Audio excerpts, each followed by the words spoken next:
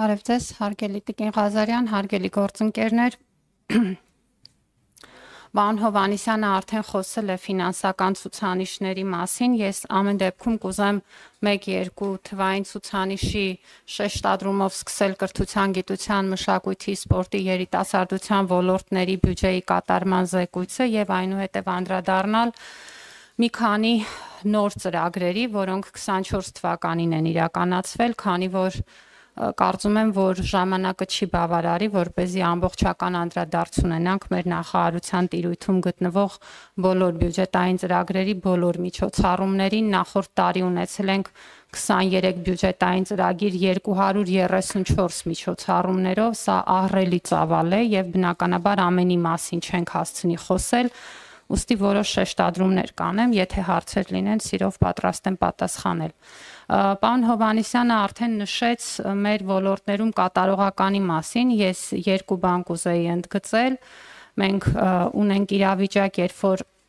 նախարարության համակարգման տիրույթում եւ բյուջեում արտացոլվում է կառավարության խոշորագույն ծրագրերից 300 դպրոց 500 մանկապարտեզների ծրագրի մանկապարտեզների մասով իհարկե մասամբ ցուցանիշները եւ այստեղ մենք կատարողականի իմաստով հիմնականում կապիտալ ծախսերի մասով է, որ ունեցել ենք թերակատարումներ, առանց կապիտալ ծախսերի նախարարության կատարողականը կազմել է 98.3%, ինչ վերաբերում է կապիտալ ծախսերին, այստեղ ես պետք է մի քանի պարզ ցուցանիշի վրա ձեր ուշադրությունը հրավիրեմ, որ 23 թվականի նկատմամբ 24 թվականի փաստորեն համեմատ մենք ավել ենք կատարել կապիտալ դասակարգվող ծախսերը շուրջ 30 միլիարդով, բայց սա ամբողջ պատկերը չի, որովհետև բացի կապիտալ ծախս դասակարգումից մենք ունենք կապիտալ բնույթի այլ ծախսեր մեր բյուջեում եւ սա վերաբերում է օրինակ կապիտալ դրամաշնորհներին, որոնք տրամադրվում են տարբեր աշխատանքներ իրականացնելու համար, այդ թվում դպրոցներում, եւ երբ որ նայում ենք այս ցուցանիշներին, ապա տեսնում ենք, որ էական աճ ունենք, մասնավորապես եթե 2023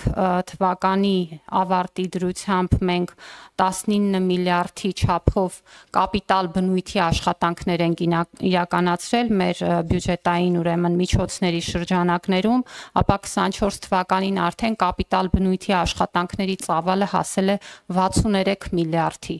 Սա մի քանի անգամ ավել է եւ ես կուզեմ եւս մի ցուցանիշ բերել, այս մասին շատ ենք խոսում պետական համակարգի արդյունավետության եւ հետաքրքիր է, որովհետեւ 2018-19-ին եւ դրանից առաջ մեր ոլորտներին հատկացվող ընդհանուր բյուջեն, ինչու եմ ասում ընդհանուր բյուջեն, որովհետեւ գիտեք, որ 3 տարբեր նախարարությունների շրջանակում էին հատկացումները միջև միավորումը արվում, 150 միլիարդը չի գերազանցել, այս պահին մենք խոսում ենք արդեն հաջորդ տարի, ուրեմն միջնաժամկետ ծախսային ծրագրով 420 միլիարդ դրամի մասին, որը հատկացվում է մեր ոլորտներին, այսինքն աճը էական է, այս տարվա համար 360 միլիարդի մասին ենք խոսում, նախորդ տարեվերջի դրությամբ մենք փաստացի 285 միլիարդ դրամի աշխատանքներ ենք իրականացրել, միայն բյուջետային ուրեմն ծախսերի մասին է այս պահին խոսքը, եւ եթե նայում ենք ցուցանիշներին, ինչպիսին է օրինակ նախարարության աշխատակիցների թիվը, մի պարզ ցուցանիշ կուզենամ բերել, ուրեմն մենք ունեցել ենք 2018-ին 445 աշխատակից, այս պահին 318 աշխատակիցների մասին ենք խոսում, միավորումից հետո իհարկե որոշակի օպտիմալացման գործընթացներ են գնացել, բայց այս ցուցանիշները շեշտում եմ մի պարզ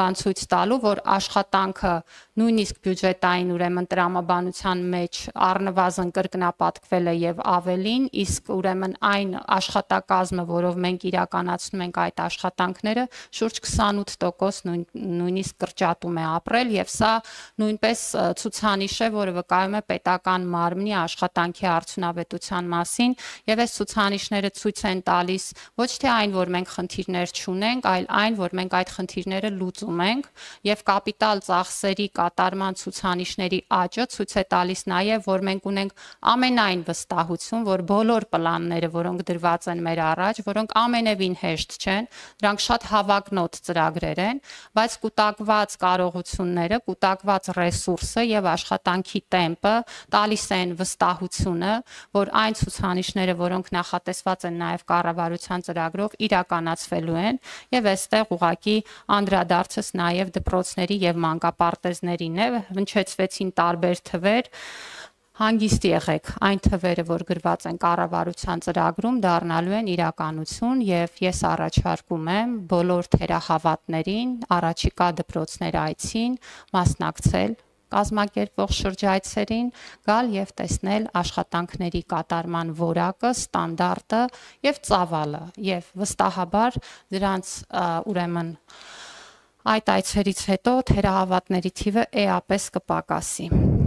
Ինչ վերաբերում է ուրեմն նախարարության աշխատանքների ընդհանուր ուղղություններին,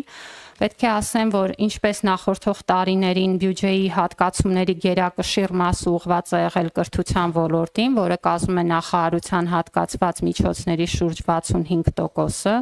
այստեղ իհարկե մեր աշխատանքը բոլոր մակարդակներում է եւ մենք թե նախադպրոցական, թե դպրոցական, թե մասնագիտական կրթության եւ ուսուցման եւ թե բուհական մակարդակներում իրականացրել ենք ընթացիկ աշխատանքները, բայց եղել են նաեւ բոլոր ուղղություններով նոր ծրագրեր եւ բարեփոխումներ, որոնք նույնպես արտացոլված են բյուջետային ծրագրերում,